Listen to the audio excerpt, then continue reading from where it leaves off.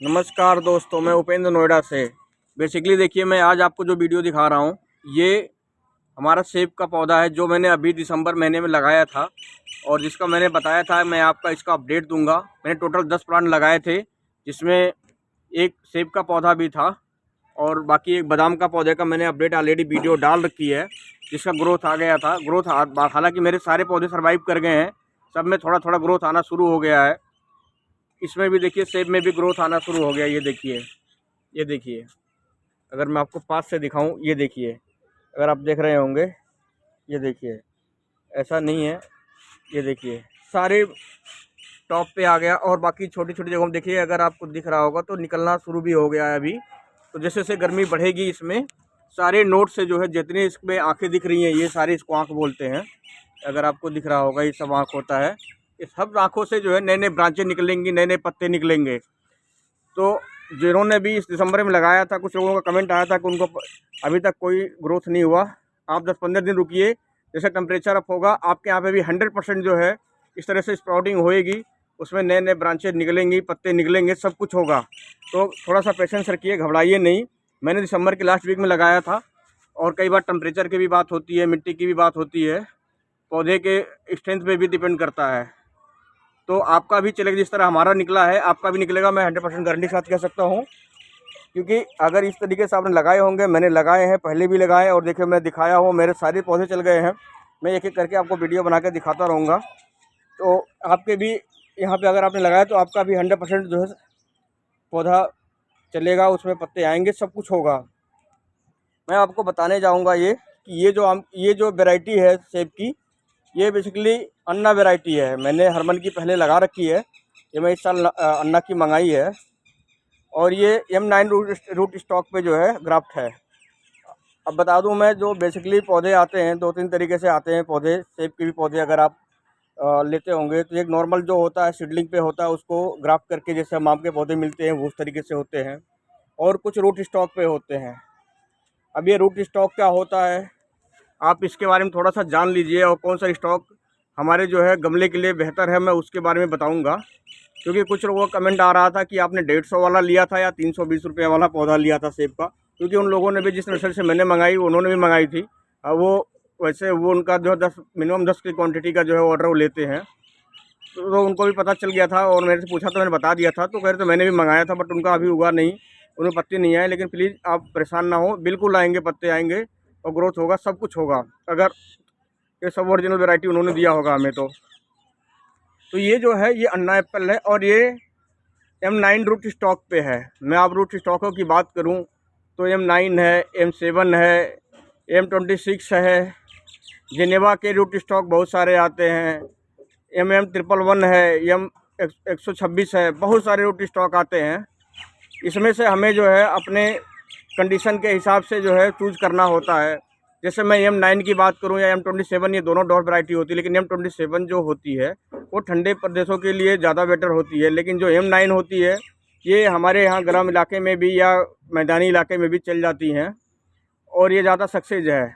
अच्छा, ये जो है हमारे गमले के लिए उपयुक्त होता है क्योंकि इसकी जड़ें ज़्यादा गहराई में नहीं जाती और इसका जो पौधा होता है डॉर्फ वैरायटी का होता है। मैक्सिमम 10-12 फीट से ज़्यादा बड़ा पौधा इसका नहीं बनता है, इसलिए हमारे ये गमले के लिए काफ़ी सूटेबल हो जाता है ये M9 जो है रूट स्टॉक। और जो M111 है वो जो रूट स्टॉक होता है वो मैदानी इलाका में होता है क्योंकि उसकी गहराई काफ़ी नीचे तक जाती है उसकी जड़ों की, और उसका पौधा भी है 10-12 फीट से जो है 20 फीट 25 फीट तक के ऊपर तक जाता है।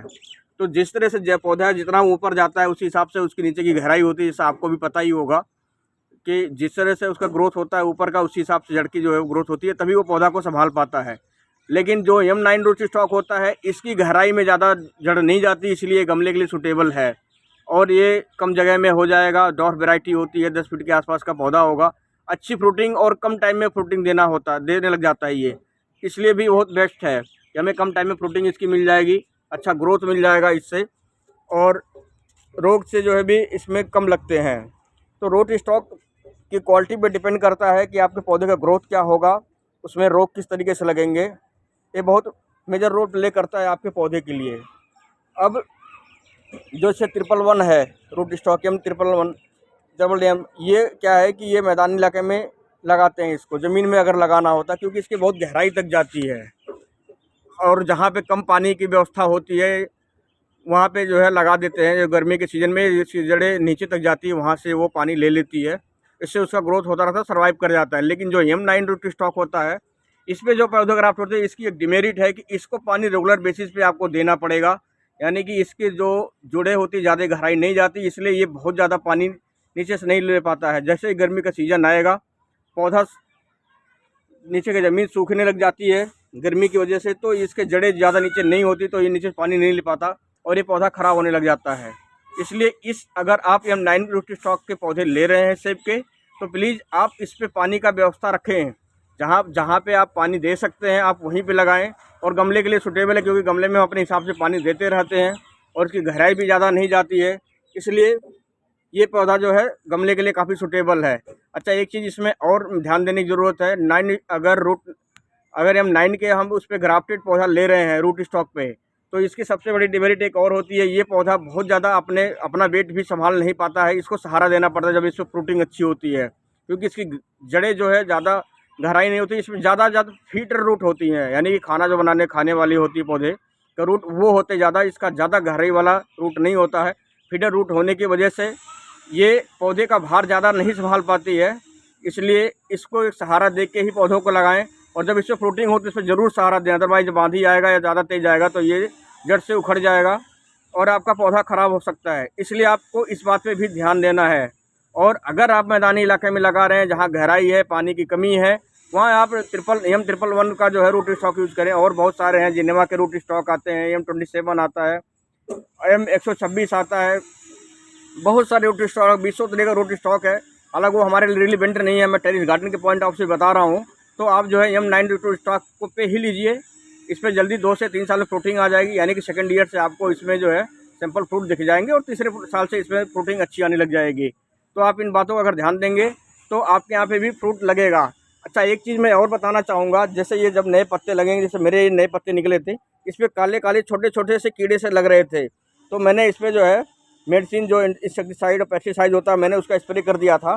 तो ये आप भी ध्यान रखें, जैसे आपके पौधे में ग्रोथ आ रही नहीं, चाहे ये अभी आपने नए पौधे लगाए सर्दी वाले, चाहे आड़ू हो, आपका बादाम हो, खुमानी हो, सेब हो, अप्रिकॉट हो, जो भी हो, या आपके नींबू के पौधे हों या माल्टा के पौधे हों, अनार के, संतरे के, इन सब के पौधे में अब ग्रोथ आएगी जैसे फरवरी मार्च आएगा।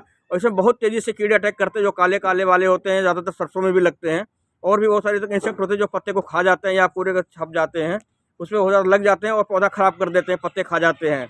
तो आप प्लीज़ इंसेक्टिसाइड की व्यवस्था करके रखें, पेस्टिसाइड्स का। जैसे ये पत्ते निकलने शुरू हो जाए, हरियाली हो, तो आप उसमें एक स्प्रे मार दें, जिससे आप उन कीड़ों से अपने पौधों की रक्षा कर पाएँ। नमस्कार।